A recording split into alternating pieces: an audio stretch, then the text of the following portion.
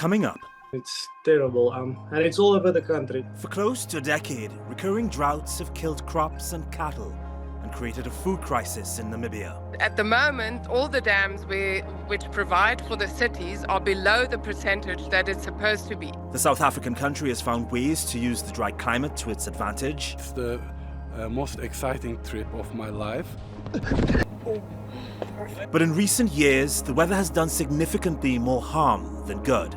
The frequency of droughts has just increased beyond the point where you can really make a living here anymore. Just 2 degrees is on. Now, You can see there's a skull here of a dead animal. Could be one that didn't make it through the drought. I need to get off of the internet. I'm losing days to my depression. I sit on the couch, I move to the floor, I sit at the piano. I don't write a thing, and then I just drink and I light a candle. I need to get off of the internet. In Swakopmund, a seaside town on Namibia's west coast, there are about 80,000 square kilometers of sand dunes and desert. It's beautiful, isn't it? Many people travel here to see the landscape in person and to take part in extreme sports like sand dune sliding, where you can reach speeds of up to 80 kilometers per hour. It was an amazing experience in terms of like seeing we've been calling this part of the world now is like space, like continuously being amazed by. It's the closest experience that you can get, I guess, to being in the actual Mars, I guess. But for all the joy this dry and barren Namibian landscape brings to thrill seekers, the dunes are a symptom of the local climate cycle, drought, which seems to be getting a lot worse as the years pass.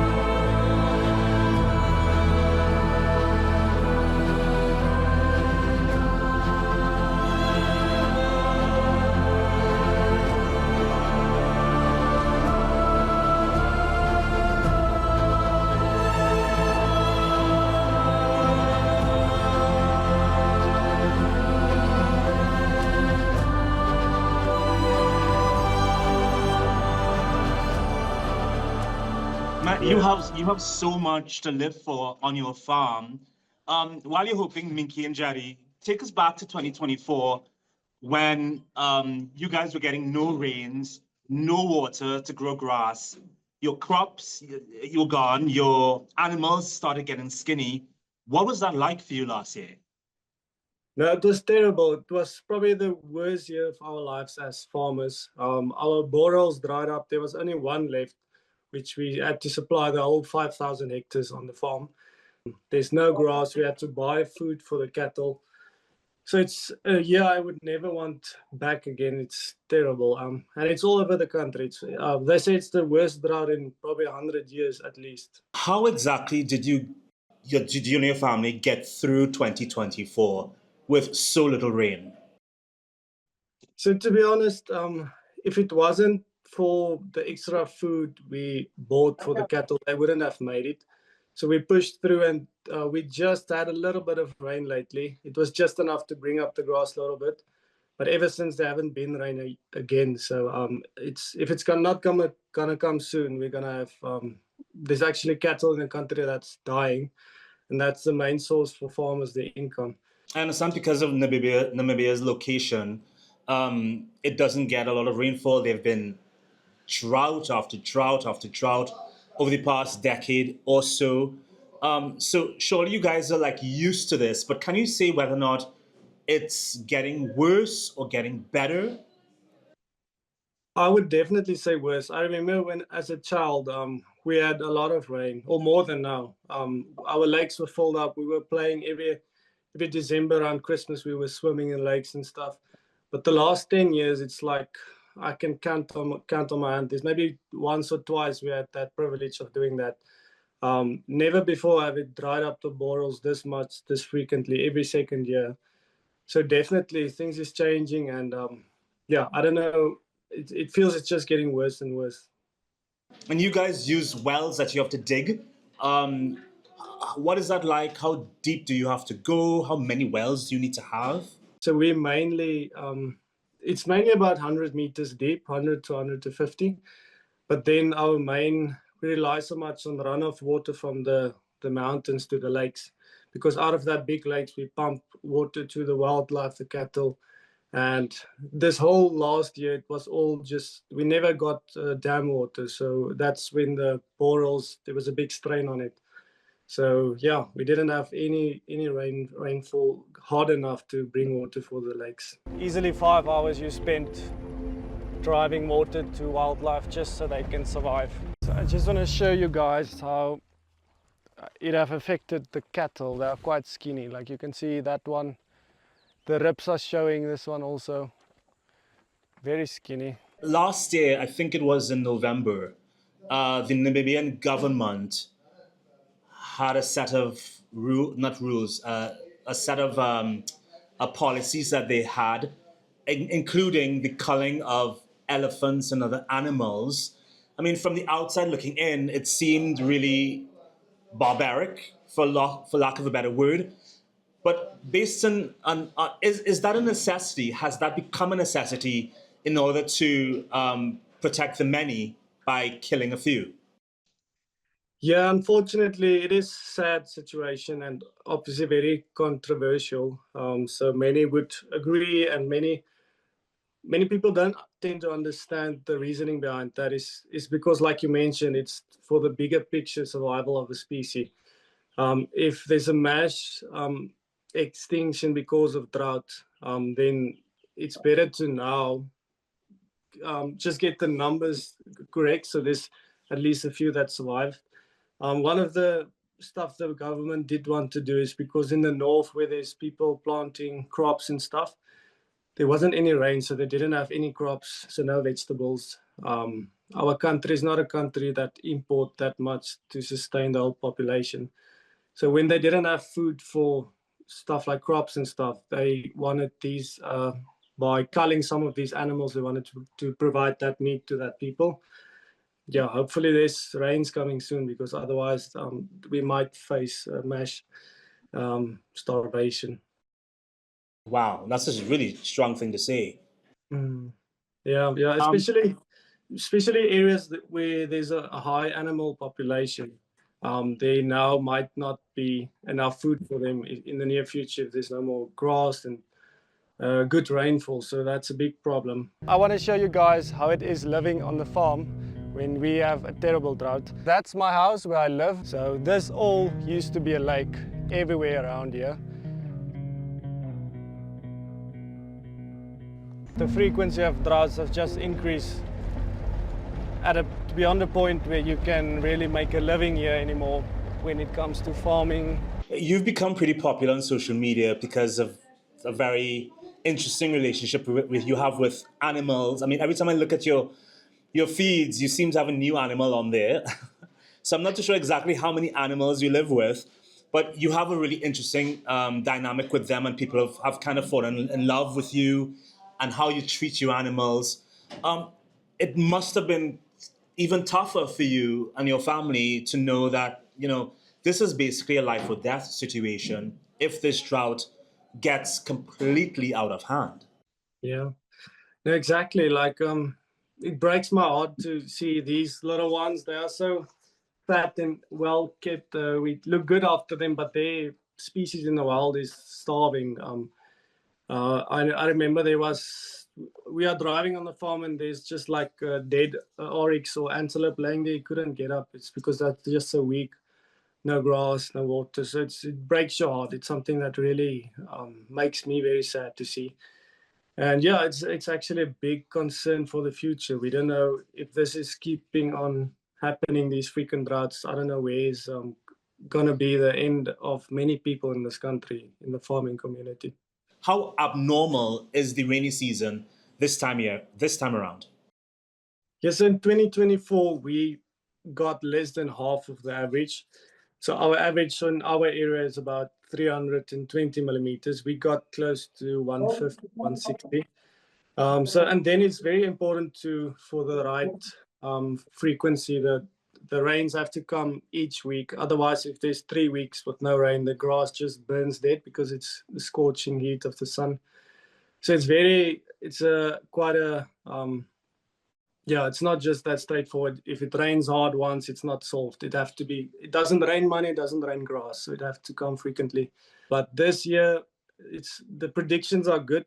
We did receive 1 week of good rain so far, but that have been beginning of January. So we're now almost at February and there haven't been proper rain yet. So the grass that was there is now starting to die. So usually February, March is our best rain months. So we just hope for the best and hope the predictions are accurate. Namibia relies heavily on tourism. Hundreds of thousands of people visit every year. So the country has to balance the water needs of its residents, animals, and visitors. I called a friend to talk about how she keeps her business afloat. So, Sanjay, it's really nice to see you. We haven't seen each other for a while. Yes. I can see behind you, it's really green and beautiful, but that was not the case, I understand, last year. Firstly, describe what 2024 was for you in terms of the business you have to run and the businesses, rather, that you have to run, and how you did so with so little water. Well, just to let you know, this green that you're seeing now is basically morning stars. It's more like, it's not grass. It's just from the last bit of rain that we had that it looks so green. But some animals eat it, some don't. It's not really grass growing there. So last week, we received about 40 millimeters of rain. So this is what it does. It was completely dry. There was just sand. And then we get a little bit of rain and the whole country goes green. So it's quite amazing. 2024, we had a mild rainy season. We didn't have a good rainy season. Our farm, for instance, got a total of below 300 millimeters for the rainy season, which basically got us through till now. But and we are, how can you say, if you drive in the fields and everything, it's like really brown. There's no color. It's very, very little grass. We've got cattle, we've got horses, we've got wild animals roaming through. So they don't have anything to eat. So what happens then is we have to sell cattle. We can't keep them because we have no grazing areas. Just to be clear, before like these issues with the rainy season, how would you use your cattle and how has it changed to now? Well, you basically buy cattle, then you put them out in the fields. They grow, they eat, they have to weigh a certain weight before you can sell them. If you fatten them up. Yeah, you fatten them up and then you sell them off, or you work with your cows, so they fall pregnant, and then you get more from that. And later, when they age, they get sold off. But also for those cows, you basically need grazing, because especially if you have calves, their mothers need more grazing to get the little ones through. So, and if you don't have grazing area, you have to sell.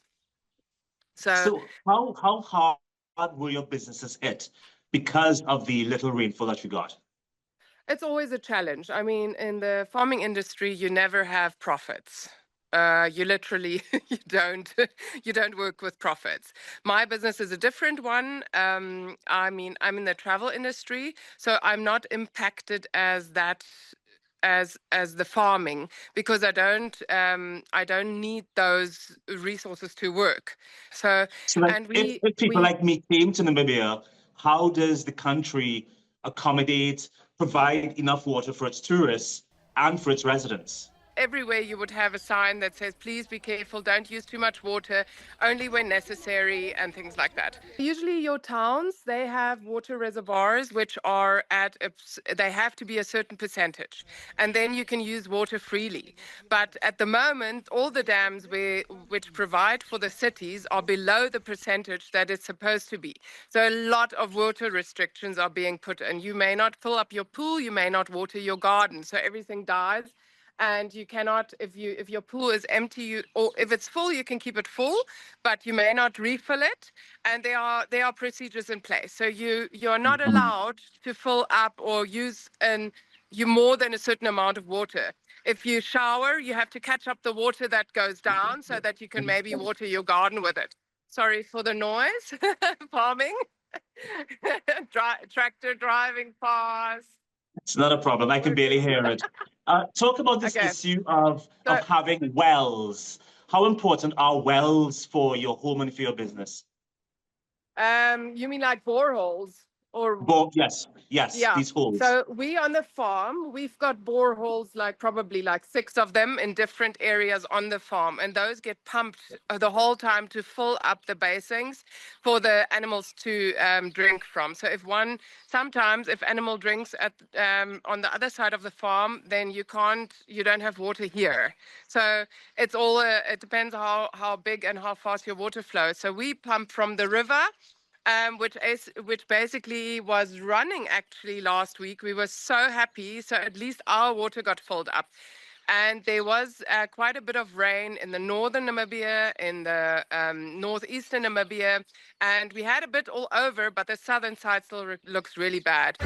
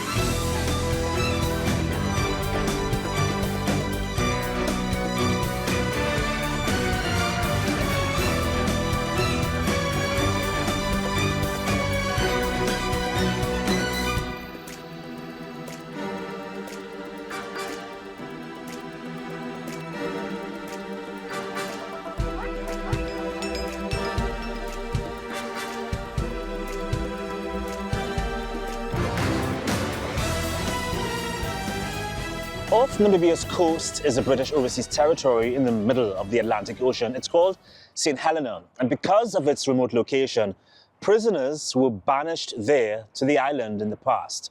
The French Emperor Napoleon Bonaparte, for example, was forced into exile there by the British, but these days, residents in St. Helena aren't looking to lock up people. They're more interested in keeping up with the times. There is an imperative for all of us to consider what the zero carbon energy system looks like, and that's whether you're the United States of America, the UK, Belgium, whether you're an island like St. Helena. It's been a long time where we've all just been really reliant on diesel and petrol.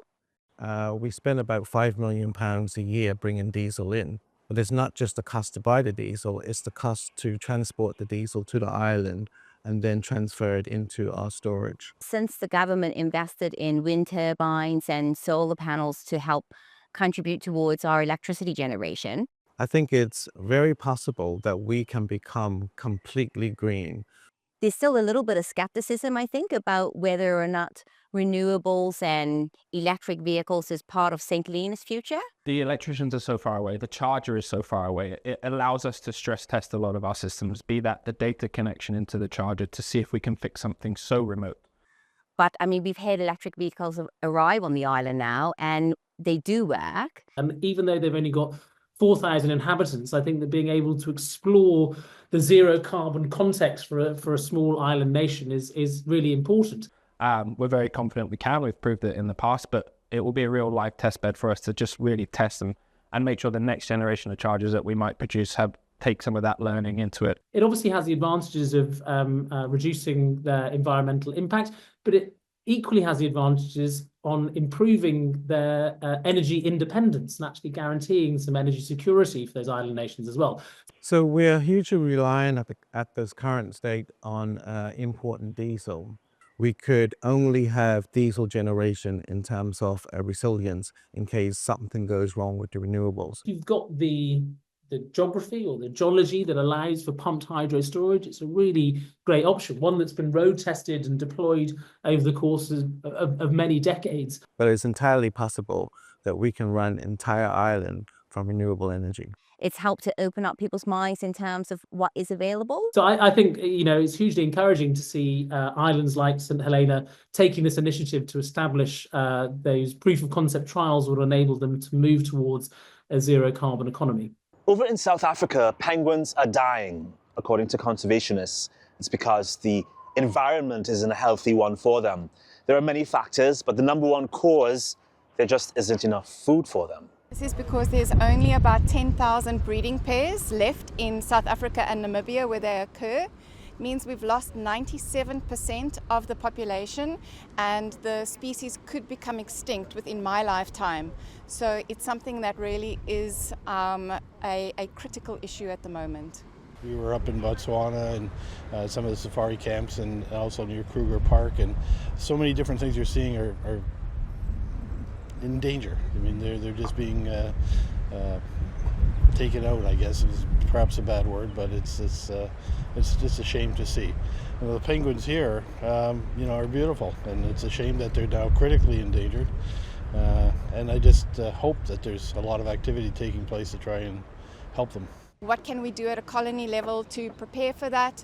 We undergo and we put in disease surveillance, and that is particularly around avian influenza, and what can we do to reduce the risk of that? And then we also need to manage predators as well. So there are many predators of African penguins, and this also has a very large impact, and so we really need to look at it holistically.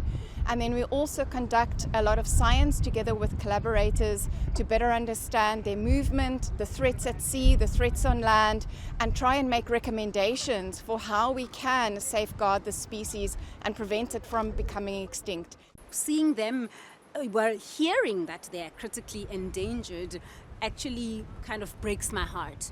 And I think with COVID-19 and all the things that have happened, we have lost so much already, and we continue to lose. And I think as people, we don't appreciate what we have until we have lost it. Essentially, historically, when the guano was harvested from the islands, that's what the penguins used to burrow into to make their nests.